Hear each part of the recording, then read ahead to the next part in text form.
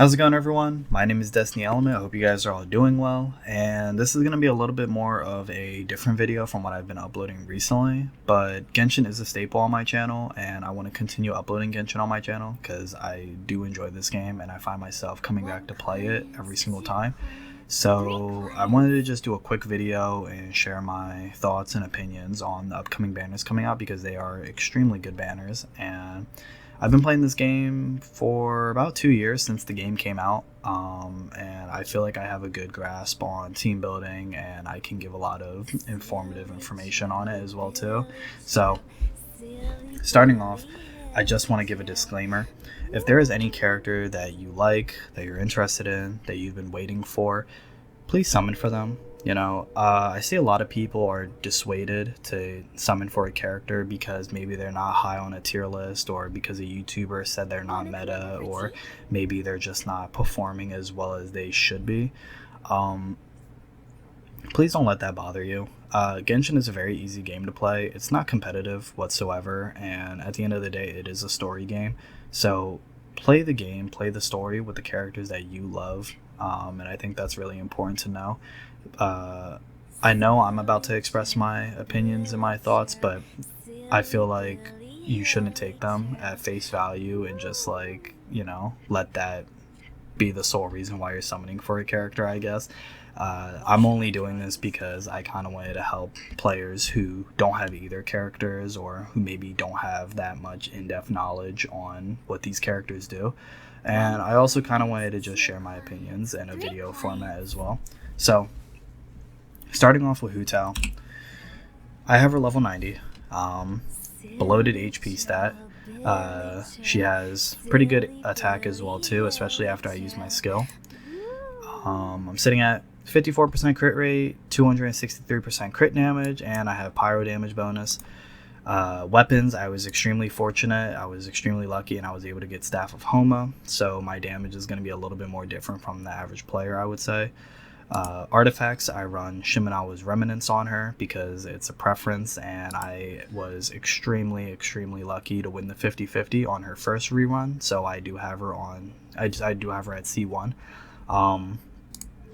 Overall, HuTao, she is a very strong pyro main DPS. So if your box is lacking a pyro DPS besides Zhongling, if you want to maybe add another pyro character to your roster and you want to get the pyro resonance, I think she's a very strong character to have. I know a lot of people say that she's showing a little bit of age, but I don't necessarily think so. I think the amount of damage and sustain that she has in her kit is unique to her, and I think she does a lot of stuff that other units can't, so that's why I would say she's still top 3 DPSs in the game.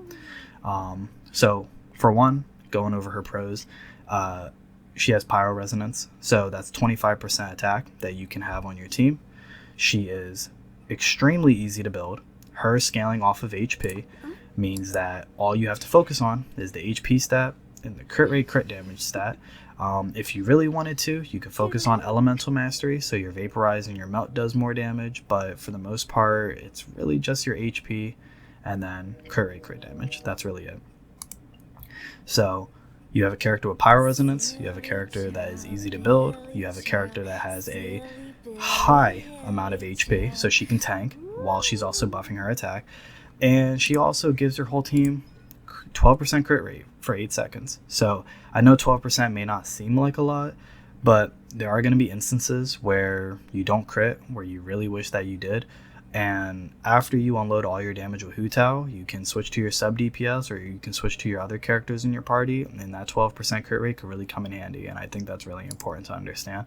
Her ultimate is a large AoE, so not only can she do single target damage with her charge attack, but she can also do AoE with her ultimate, and she heals herself as well too, and that is ridiculous because it's like she's just easy to keep on the field. But yeah, besides the pyro resonance, easy to build, great scaling, great abilities, gives crit rate to her team, and she has a lot of team diversity as well too. You don't have to run her in a vaporize, you don't have to run her in a melt. Personally, I run double electro because Beta is one of my favorite characters, and so is the Raiden Shogun as well too. So it's like I rather run I'd rather run that than Vaporize Melt, even though it does huge, big numbers of damage. But HuTao, I think, is a great character. She's a fun character. And I can tell you, like, for a fact that, like, I've been using her since she's came out. And no matter how many updates the Spiral Abysses went through, no matter what enemies were introduced in the story, no matter what events were present at the time, I've been able to clear every bit of content with her. So she is a great character to have. If you don't have her, or if you've been waiting for her, like, I think this is an even better reason to summon for her, because the banner is amazing and they have good 4 stars as well too. So overall, like, she's a great character. Now get into the other character that I do not have, unfortunately, Yelan. So I've been waiting for Yelan for quite a bit, I would say. I was around, but I wasn't uploading or playing Genshin as much as I wanted to when she was first data mined and when she was first leaked. And Yelan is insane as well. And this is why it's such a hard decision, because you have the choice between a main DPS and a support. And they are both extremely good in both of their roles. So Yelan is a Hydro character, so she has access to Hydro Resonance, and she can increase her HP with that. And the reason why that's so important is because Yelan scales off of HP. So she is also extremely easy to build. All you have to focus on is literally HP, maybe a little bit of energy recharge, and crit rate, crit damage. Like, that's literally it. That's all you need to focus on with her. Her being a Hydro character means that she also has access to Vaporize, and she also has access to Freeze. So if you want to use her with Ayaka, or if you want to use her with Chongyun or someone else, you can do that. In the same instance, you can run Yelan with HuTao, and you will see an even bigger damage increase. So a lot of people call her the 5-star version of Jingqiu. I think her and Jingqiu are similar, but they both share different well, not different roles, but they have different ways of proccing or supporting their team. So Yelan, she is going to proc her ultimate off of normal attacks compared to Jingqiu proccing it off of charge attacks. So the reason why this is important is because when it comes to characters like Yoimiya, she will benefit heavily from this.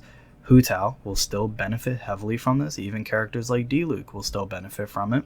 Her scaling off of HP means that in some instances she will perform better than Jingqiu unless you have Jingqiu C6. Personally though, if you do have Jingqiu and you do get Yelan, I think you should run them both together. They are a very, very strong duo because you're getting Hydro application off of normal and charge attacks. Jingqiu at C6 also has a good amount of damage reduction and can heal as well too with his ultimate, so I think that's really important to know. But something that I do like about Yelan, and something that really kind of got me interested in her, is obviously her skill.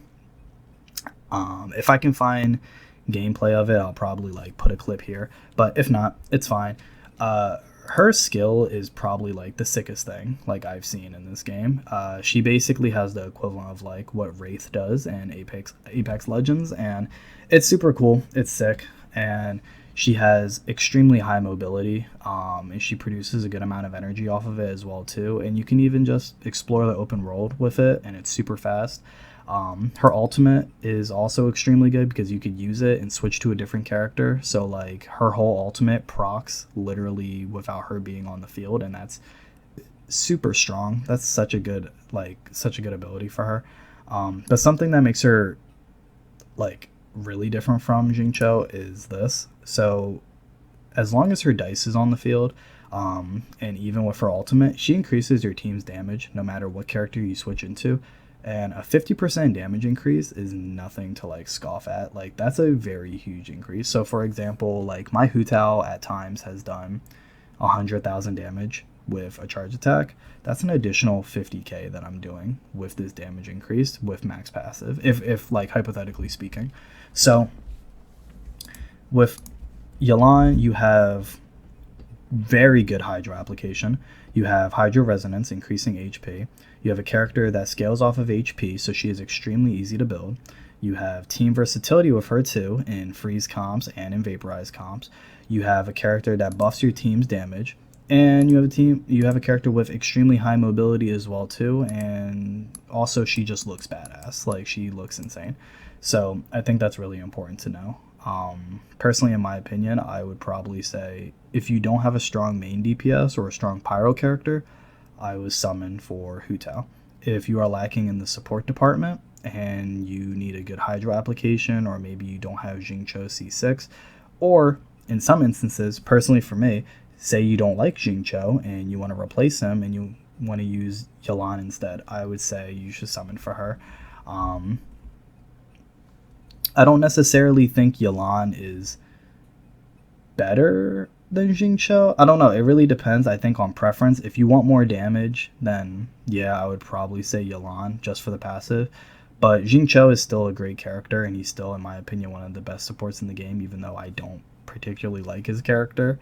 But Yelan, I'm definitely going to summon for because I don't have her and I already have HuTao. So this is just kind of like a quick last minute opinion that I wanted to give, and I wanted to kind of express my thoughts on her because a lot of people have been going back and forth on who they should summon for between her and HuTao, and I'm gonna be honest with you guys, like, you really can't go wrong. Like, they're both phenomenal characters. Like, they're great characters and they perform super well, and when it comes to the role that they're dedicated to, whether it's main DPS or support, they both excel like way above others in those roles, so you really can't go wrong. But that's kind of it. That's really just like my opinions and thoughts that I wanted to express. And I'm going to be pushing some more Genshin content out on this channel. And I'm probably going to do the same thing that I do on Overwatch. Like, I'm going to be posting like character EXEs or character.exes. And I'm also going to be posting like compilations maybe and like some more informative stuff. But if you guys do enjoy the video, leave a like, leave a comment, tell me what you want to see on this channel, and I'll try to do it. All the support is definitely appreciated, and I love interacting with all of you guys. So I will see you all in my next video. Peace.